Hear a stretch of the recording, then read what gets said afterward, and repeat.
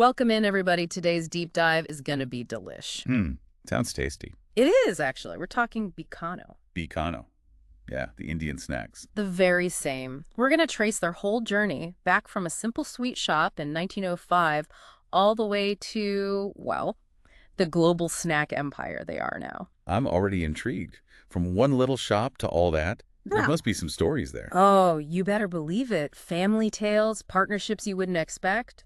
Even frozen foods come into play. Wow, that's quite the evolution. Talk about covering all the bases. Exactly. It kind of mirrors how Indian snacks themselves have changed, from family recipes to, boom, convenient packages everyone grabs. And appealing to everyone, too, it seems.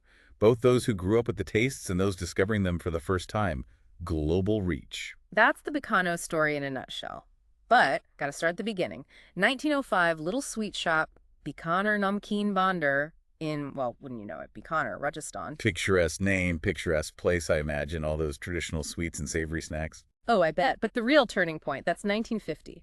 Two brothers, Satyanarayan and Kedarnath Agarwal, they decide, Delhi, we're going to Delhi. Ambitious. Had to be, right? Tiny town to the big city. Gotta have that drive. Drive they had. Started out, picture this, street stall in Chandni Chowk, heart of Delhi, buzzing, crowded. Making your name there, that's a feat. Talk about a baptism by fire. You either sink or swim in a place like that. Bet it was quite a scene. I can only imagine.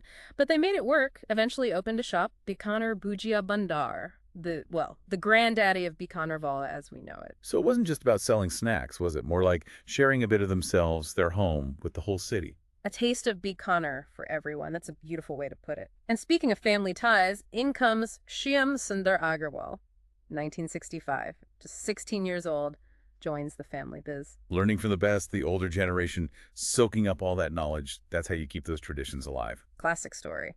And Shyam Sundar, he eventually becomes managing director. Big shoes to fill. He did more than fill 'em, though, from what I've read. He really pushed the brand forward. Now, the 1980s hit India, and with it, Western fast food, McDonald's, the whole shebang. You'd think trouble for a traditional brand, right? Yeah, you'd think. Competition's fierce, especially something new and trendy like that. But Shyam Sundar, he's sharp. He sees opportunity. People's habits are changing, snacking on the go, wanting that convenience. A real turning point, yeah. The way people think about their snacks, it's shifting. And that's where Bikano is born. 1988, packaged snacks, boom, adapting. But those recipes, the heart of it, that stays true. Genius, really. Take what you know, make it fit the modern world. And suddenly, you're not just local anymore, you're reaching everyone, India and beyond. And beyond is right. That's where Manish Agarwal comes in, Shyam's son, takes the reins in 2000. But get this, before that, he studied in Australia, RMIT University. That's got to give you a global perspective, right? Seeing how other markets work, what people want. Exactly. Under Manish, Bikano explodes. Over 35 countries now. Asia, Middle East, Africa, North America, even Australia. From that Delhi street stall, it's mind-boggling. It is S. But it wasn't just about going places. They were getting smart about what they offered, too. Like 1995, they team up with PepsiCo, making snacks for their brand, Lahar. Family business and a global giant. Who'd have thought? That's some serious business savvy right there. Using their skills, reaching more people through PepsiCo's network, win-win. Totally. Shows they're not afraid to make bold moves, shake things up. And shake things up they did. 2003, Bikano Chat cafes are born. Fast food, but Indian style. Quick, convenient, but the flavors, those are homegrown. Smart, right? They see what people want, that fast-paced life needs, and they give it that Bikano twist, not just adapting, innovating. Spot on. Becoming like a whole Indian snack experience. Packaged treats, quick bites. But they weren't done yet. Ready to eat meals, too. The RTE game. Gotta love it. Busy lives, but still wanting a good meal. They were offering a taste of home, all ready to go. Exactly. And to really go global, they even got into frozen foods. Thinking big, long-term. Makes sense. Frozen lasts longer, ships better, perfect for those markets where fresh Indian snacks are hard to find. So by now, they're way beyond that first shop. Packaged snacks, restaurants, meals, frozen. And through it all, that core value, quality, authentic Indian taste, it never goes away. That's the impressive part. Growing, changing, but holding on to what makes them special. It's that blend of tradition and modern thinking that works so well. They weren't just keeping up, they were ahead of the game. Amazing story, but we've only scratched the surface. Next time, we're diving into their marketing, how they went global. It's fascinating stuff. Can't wait. Bikano conquering the world, one delicious snack at a time. Stay tuned. Welcome back. We're right in the middle of uncovering the Bikano story, and last time, well, that history is amazing.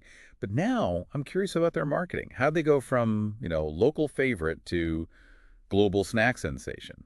It's quite the glow up, right? They managed to keep that traditional feel, but boom, modern marketing too. Even their tagline, you know it, Bikano Swad Apno Jesa, tastes like home. Simple, but so powerful. You're right. Hits you right in the feels. It's not just a snack, it's family, memories, comfort food.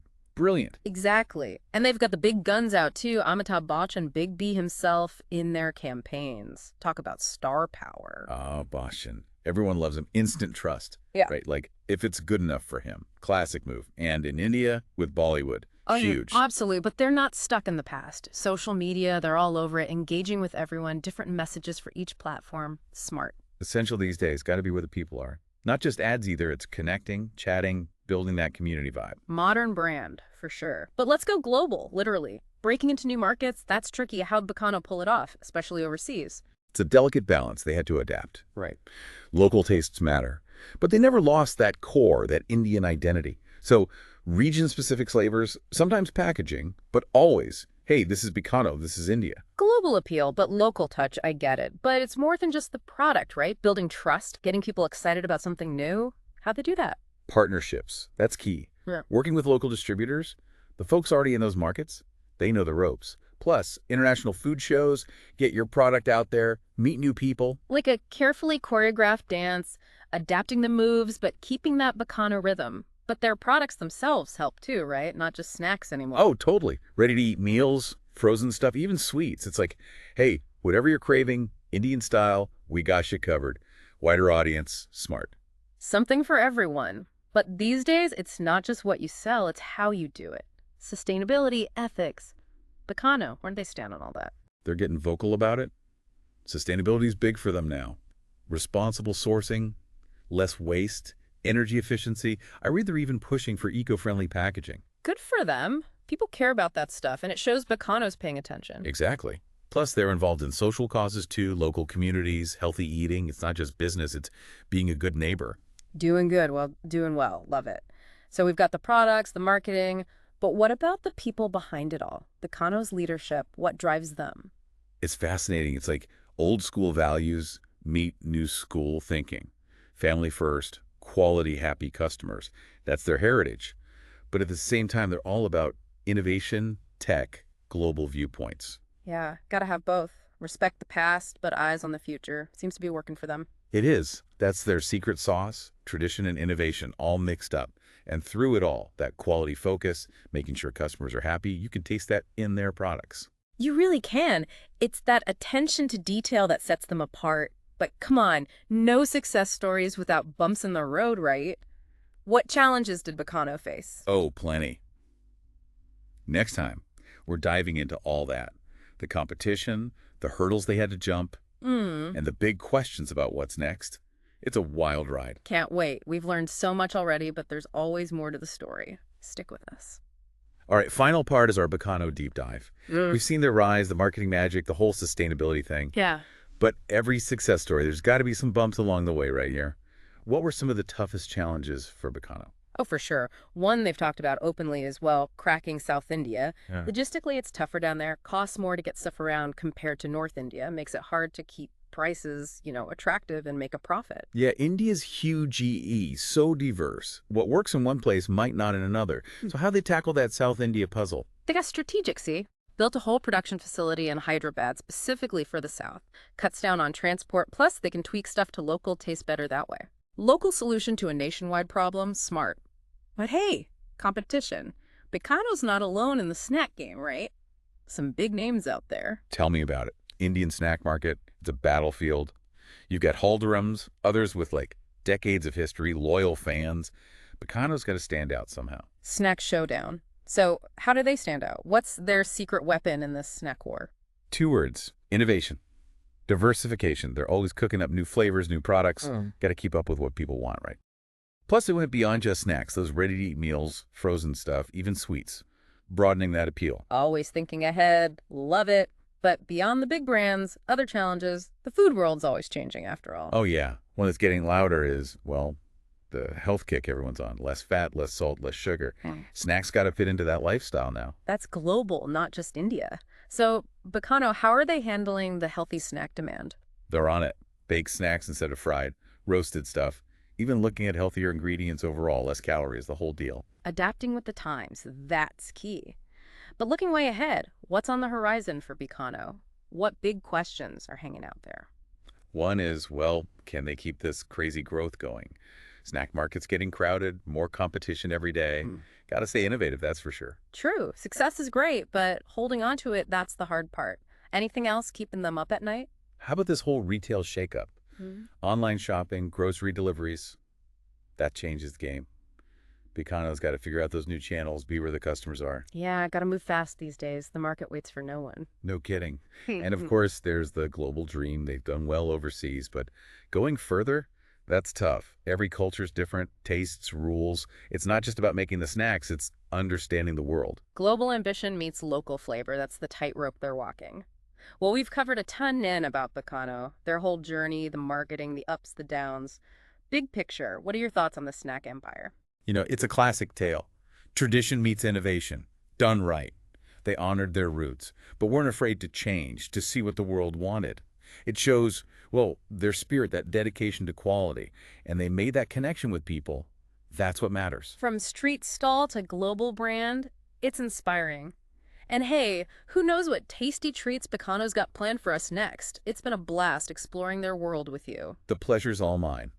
But as you go out there, munch on some Bikano, remember this: family, quality, happy customers. Those old school values, they still work wonders. Think about that while you're snacking. Well said. Thanks for joining us on this Bikano deep dive, and until next time, happy snacking, everyone. So that was today's episode of my Side Hustle Weekend podcast. For everyone listening, if you're ready to take action on what you learned today, here's where you can find more resources. First, head over to sidehustleweekend.com.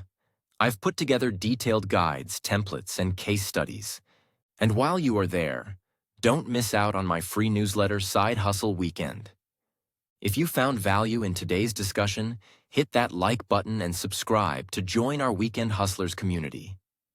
Turn on notifications so you don't miss our episodes where we break down more side hustle strategies. Check the description below for all the tools and resources we mentioned today. Remember, everyone's journey starts with a single step. Whether you're looking to make an extra $500 a month or build something bigger, start with what you learned today and take action. So, thanks for tuning in, and I'll see you in the next episode where we'll break down another practical way to grow your income.